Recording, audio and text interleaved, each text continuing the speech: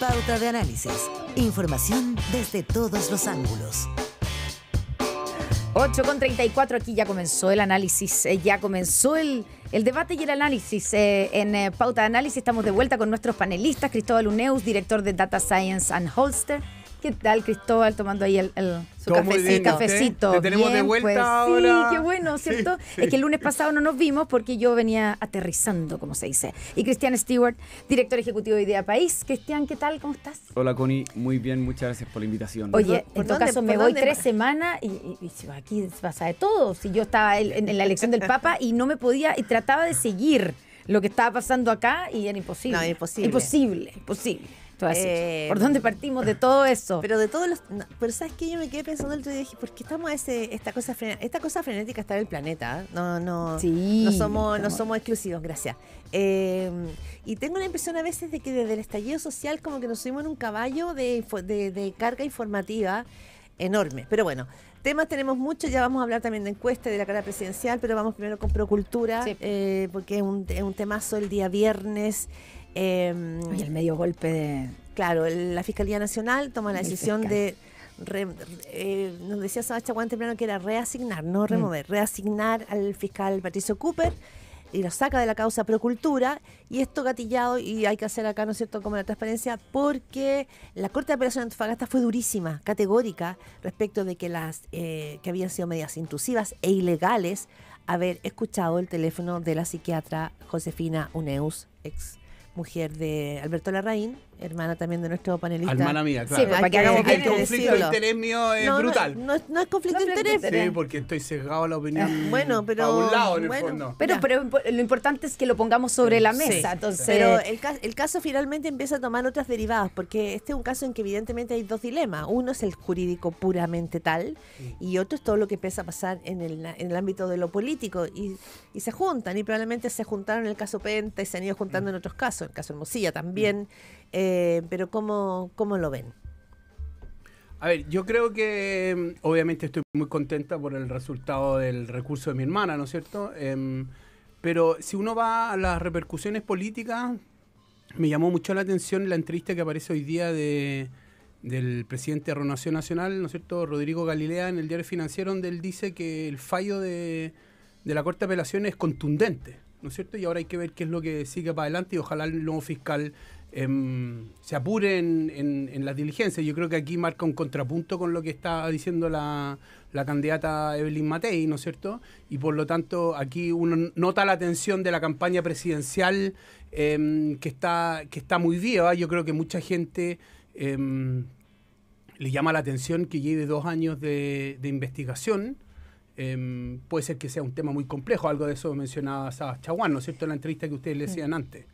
Ahora, Cristian, lo que dice Cristóbal es bien, o sea, en el fondo las palabras del presidente de la Renovación Nacional van en otra línea con lo que ha dicho toda la oposición, sobre todo la nueva derecha, como se dice, pero también la candidata Evelyn Matei, que hablaron de frentón de que aquí sacaron al fiscal de esta causa. Recordemos que siguen otras, Sierra Bella, ¿cierto?, y otras más. El caso Allende. El caso Allende también. Pero fue por presiones políticas. Y que esto habla mal de la autonomía del Ministerio Público, y que en el momento en que esta investigación estaba y empezó a tocar y a complicar al gobierno y a figuras del oficialismo, y cuando supuestamente se estaba a puertas de formalizar, entonces se lo remueve. ¿Tú crees que es en parte por presión política lo que hizo el fiscal nacional? Yo haría 3 distinciones muy cortas, porque acá hay muchas cosas que se pueden analizar. Lo primero es que a mí me llama la atención cómo en un caso de estas repercusiones el fiscal comete un error legal tan evidente y es respaldado por una jueza de garantía. Y me da la impresión de que ahí no se aquilataron las consecuencias que esto podría... Cooper, dices correcto, tú, sí. sí. En segundo lugar, respecto del fallo, el fallo es claro, pero al mismo tiempo es excesivamente categórico, arrogándose atribuciones políticas que a mí igual llama la atención. O sea, cuando dice que hay actuaciones no democráticas y que se han valido, en este caso, de actuaciones policiales al amparo de Cooper, que eran propias de tiempos pretéritos de la República, haciendo alusión, por supuesto, a la dictadura, es es difícil no acordarse de la doctrina de un juez que fue removido hace poco, un juez supremo, ¿cierto? El juez Muñoz, que básicamente decía que la justicia material era posible tenerla por parte de los jueces al momento de fallar, todo lo cual a mí me parece bastante grave. Y lo tercero, respecto a las implicancias grave políticas. Que diga eso. Sí, que no entiendo por qué. ¿Por qué es grave que diga eso? Porque es un comentario político.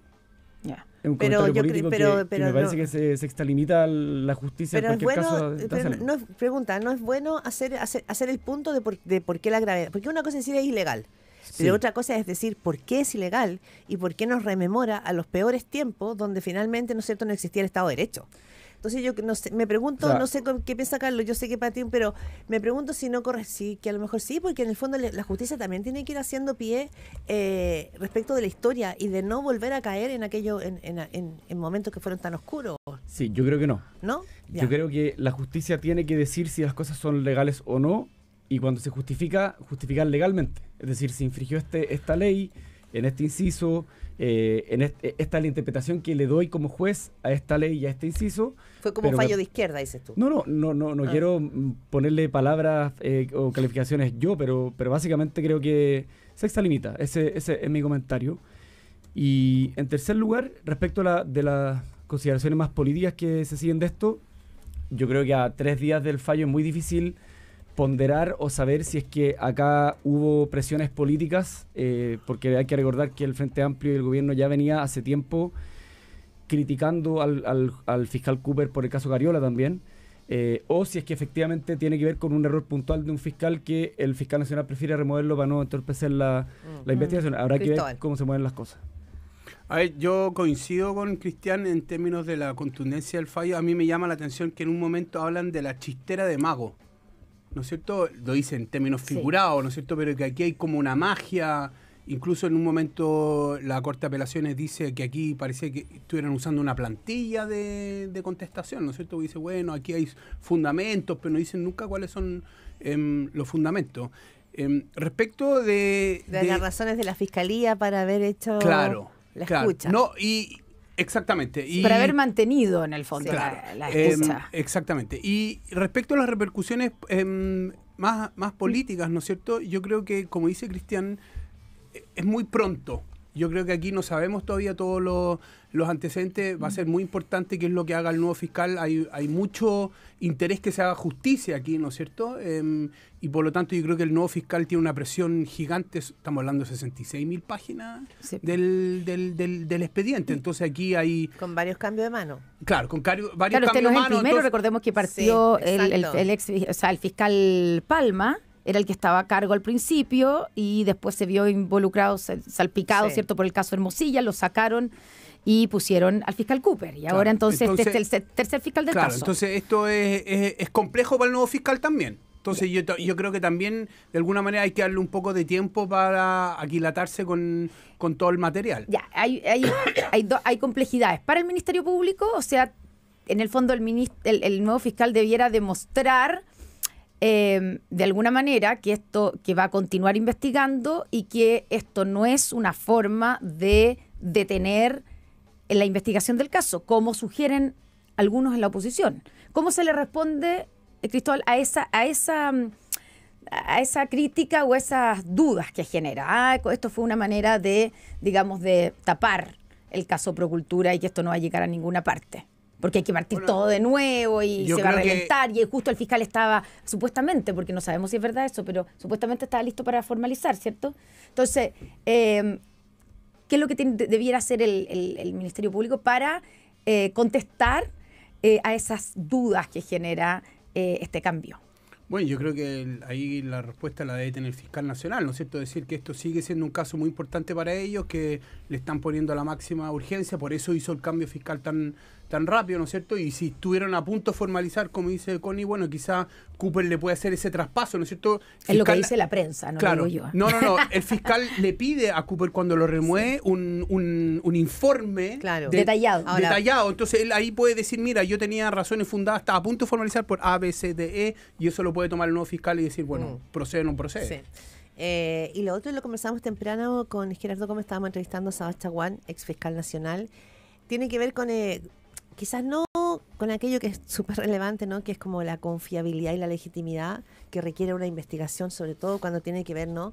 Con sospechas de financiamiento de la política, con fraude al fisco, sino con aquello que la ciudadanía percibe. Estamos frente a una ciudadanía que, según todas las encuestas, tiene altos niveles de desconfianza respecto a su mundo político, es crítica, está como desafectada de este mundo político e institucional, porque probablemente... Entonces, es complejo cómo finalmente el Ministerio Público va a llevar adelante una investigación que no es la primera que se ha hecho sobre importantes actores políticos. Pasó con Penta, ha pasado incluso el caso de Hermosilla. ¿Cómo lo lleva adelante para no perder esa legitimidad y que la ciudadanía dice, como decía Chaguán, que aquí se comporta igual con todo el mundo? Con empresarios, con políticos de izquierda, de derecha, cómo mantener esa prescindencia, o sea, esa como objetividad política, ¿no? Quizás eso también va a estar en juego. Para mí eso es lejos lo más grave, como conversábamos la semana pasada. La repercusión más gravosa que tiene este caso y todos los otros de corrupción es que se sigue degradando la confianza de la ciudadanía en las instituciones públicas, pero también la autoridad. Por eso las lunas de miel duran tan poco, por eso la tolerancia a los errores de los políticos y en general de las instituciones públicas es tan baja la tolerancia, y la desilusión y la esperanza se sigue alimentando en un colchón que yo ya no sé cuál va a ser el límite, digamos. Y por eso mismo yo creo que es tan importante que la Fiscalía dé una claridad total respecto de las directrices que se van a seguir en este caso. La percepción de la interferencia política en las investigaciones judiciales es muy enredada y por eso mismo tiene que despejarse esa arista, porque el problema en particular que tiene acá, o que se advierte dentro de las personas que no son expertas, es que así como la política es incapaz de entregar soluciones concretas a los problemas que se le entregan, la justicia parece ser que también está siendo incapaz de resolver problemas que parecen ser evidentes, pero que la misma justicia se enreda también en la resolución de los problemas. Entonces, y acá hay un problema de fondo muy grande, una descomunal cifra de recursos públicos que estarían siendo investigados por una eventual corrupción, una red Chaguán habló de oficialismo, nauseabundo, esa es la hay palabra muchos problemas. que ocupó ¿Qué Chaguán. significa nauseabundo? De náuseas, que como vomitivo. Claro. ¿Cómo es eso? No estaba seguro si era eso, había algún término. Nauseabundo. Me imagino que a eso se leguleyo. refiere. Oye, Sí, Connie. es que quería preguntar, pero no sé si estoy abusando de Cristóbal Uneus con esta pregunta, así que lo pongo sobre la mesa, tú me dices si la puedes responder o no, pero después de lo contundente, porque es un fallo bien contundente el de la Corte de Apelaciones, donde critica duramente no solamente al fiscal, sino que también a la jueza de garantía, o sea, los deja como... Que es la responsable Chaleco legal. mono, exactamente. ¿Habrá alguna acción legal por parte de tu hermana en contra de... Se lo tienes que preguntar a ella. Ok, está bien. Pero hay un punto que yo dejo, y para cambiar, ¿no? Que deja la Corte de Apelaciones de Antofagasta, que lo vuelve a traer, yo creo que es importante para todos los ciudadanos. Porque en este caso hay un caso judicial, que es Procultura, y que involucra, ¿no es cierto?, investigaciones fiscales, pero todos los ciudadanos podríamos estar expuestos a una situación como la que vivió Josefina Uneus. Yo creo que es importante también ese precedente. Estamos en sociedades que son mucho más complejas, donde hay muy poco espacio para lo privado. Hoy día, ¿no es cierto?, lo que vale es la transparencia, lo han dicho, ¿no es cierto?, filósofos. Vivimos como en esa casa de cristal y por cualquier otra razón, o sea, es importante el tema de mantener los espacios de la privacidad y que no se salten el cerco, ¿no? Creo que en ese sentido...